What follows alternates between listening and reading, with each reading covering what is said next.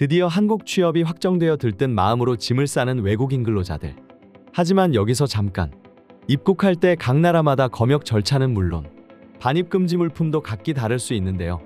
모르고 반입했다간 최대 1천만 원의 과태료가 부과될 수도 있기 때문에 한국 입국 전에 미리 알아두면 큰 낭패를 피할 수도 있겠죠.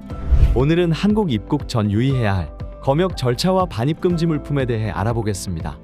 한국에 입국하는 모든 외국인은 다음과 같은 절차를 거쳐야 합니다. 먼저 입국 심사대에서 입국 심사관에게 여권, 입국 신고서와 비자를 제공하고 신분과 입국 목적에 대한 질문을 받은 후 입국 허가를 받습니다. 입국 심사 이후엔 검역 신고를 해야 하는데요. 검역 신고는 입국할 때 가지고 있는 물품에 대한 정보를 기재하고 먼저 신고를 하는 건데요. 이때 주의해야 할 것이 있습니다. 한국은 감염병의 유입을 방지하기 위해 감염병을 유발할 수 있는 동물과 식물, 농산물과 축산물의 반입을 엄격하게 금지하고 있습니다. 반입 금지 물품을 소지한 경우 물품이 압수 또는 폐기 처분될 수 있으며 더 심한 경우 입국이 거부되거나 체류가 제한될 수 있으니 반입 금지 물품에 대한 정보를 미리 확인해서 안전하고 순조로운 입국을 하길 바랍니다. 그럼 한국에서 지정하는 대표적인 반입 금지 물품들은 무엇인지 함께 알아볼까요? 우선 식물성 제품으로 분류되는 신선한 과일과 채소들은 반입 금지 대상인데요. 망고, 라임, 파파야와 같은 생과일과 열매 채소류, 감자, 고구마, 마와 같은 땅속 채소, 껍질이 붙은 호두, 땅콩 등은 생물과 식품 안전의 이유로 반입이 금지됩니다. 또 흙이 부착되어 있는 묘목이나 살아있는 곤충 역시 반입해서는 안 됩니다. 또한 여러 나라에서 공통적으로 금지하고 있는 물품이죠. 바로 동물과 축산물입니다.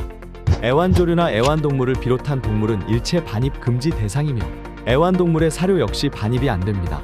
축산물에는 소고기, 닭고기, 돼지고기와 같은 육류는 물론 햄, 소시지, 육포와 통조림과 같은 육가공품 또한 질병 전파의 우려가 있어 반입이 금지되고 있습니다.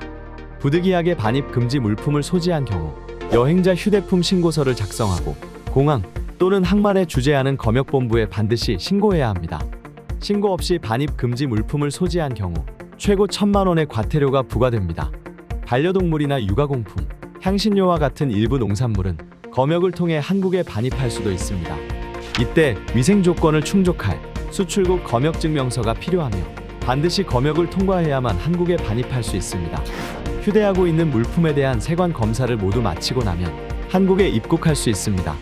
위의 절차를 잘 숙지하고 필요한 서류와 물품만 잘 준비하면 순조로운 한국 입국은 가능하겠죠? 여행객이든 한국에서 정착하려는 외국인 근로자든 여러분이 한국에서 만들 행복한 추억을 기대하며 희망찬 앞날을 기원합니다. 그럼 한국에서 만나요.